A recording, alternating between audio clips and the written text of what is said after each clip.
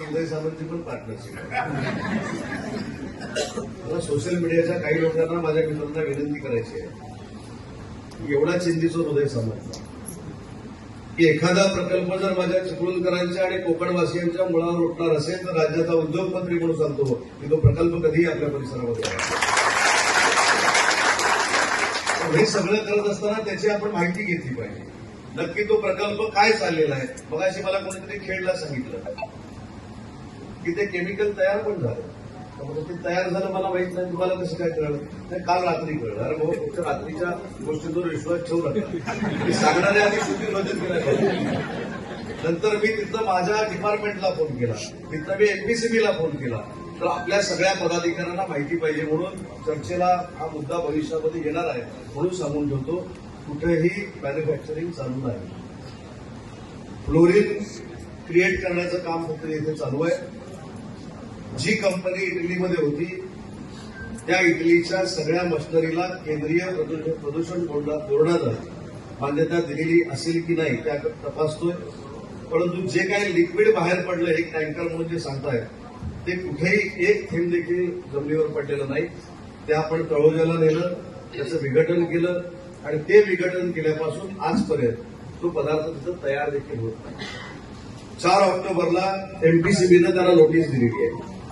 एमपीसीबीनं notice दिल्यानंतर जो खुलासा येईल तो खुलासा आम्ही तज्ज्ञांकडे पाठवणार आहोत आणि तज्ज्ञांकडे पाठवल्यानंतर तज्ज्ञांची कमिटी करून जर तज्ज्ञांनी आपल्याला सांगितलं की जे सोशल मीडियावर सांगितलं जातंय, जे सोशल मीडियावर काही टाकलं जातंय त्याचं क्लेरिफिकेशन टाकलं जातंय. 7वीतला मुलगा देखील रासायनिक प्रक्रिया टाकतोय.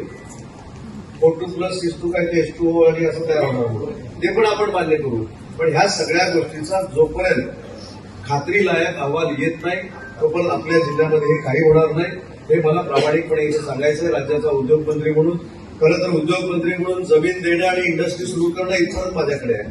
बाकीचा सगळा विभाग जो आहे जो जिथे साहेब तुम्हाला माहित असेल पर्यावरणाकडे जातो.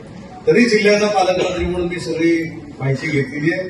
चिपळूणकरांनी नाही जिल्ह्यातल्या सगळ्याच लोकांनी पालकमंत्री म्हणून माझ्यावर विश्वास ठेवावा की कुठेही वाईट जर होत असेल तर मी पालकमंत्री म्हणून ते व्हायला देणार नाही. हे मुद्दाम मी चिपळूणमध्ये येऊन सांगतोय. कारण उद्यापासून परत काहीतरी टुकटुक फार करतो धरले.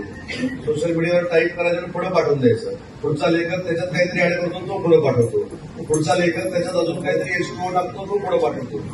परवा मला रात्री 3 वाजता फोन आला, साहेब तो व्हिडिओ वाचा. एक कोणतरी असा माणूस आहे आणि तो काहीतरी हिंदीमध्ये की मराठीमध्ये काहीतरी सांगतोय. मी तर खरं आजारपणात उठलो होतो तर रात्री 3 वाजता नाही जिल्ह्याचं असं होणार आहे जिल्ह्याचं तसं होणार आहे म्हटलं. रात्रभरात मी ते वाचलं नाही आणि काहीतरी घडलं. तो उदय सामंत झोपला होता पण तसं घडलं असं व्हायला नको. पण रात्री 3 वाजता मी जेव्हा बघितलं 3 वाजताच माझी झोप उडाली आणि ती रात्र मी ही माहिती घेण्यामध्ये काढली. त्याच्यामुळे प्रशांतजी मला देखील आपल्याला विनंती करायची आहे, चव्हाणसाहेब आपल्याला देखील मला विनंती करायची आहे की अशा पद्धतीचे गैरसमज ज्यावेळी पसरवले जातात त्यावेळी त्याची खात्री करण्यासाठी 100% त्या अधिकाऱ्यांचा संच देखील मी तुमच्याकडे पाठवून देतो. तुम्ही त्यांच्याशी सविस्तर चर्चा करा. असोसिएशनच्या लोकांशी देखील काल मी चर्चा केली आहे. त्यांनी देखील मला त्याच्यातल्या काही गोष्टी सांगितल्या आहेत. त्याचा देखील अभ्यास करा. परंतु त्याचा शेवट काय तर आपल्याला त्रास होईल असं लोटे परशुरामच्या एमआयडीसीमध्ये काही होणार नाही. त्याची चिंता करण्याची काही आवश्यकता नाही. आणि म्हणून पुन्हा एकदा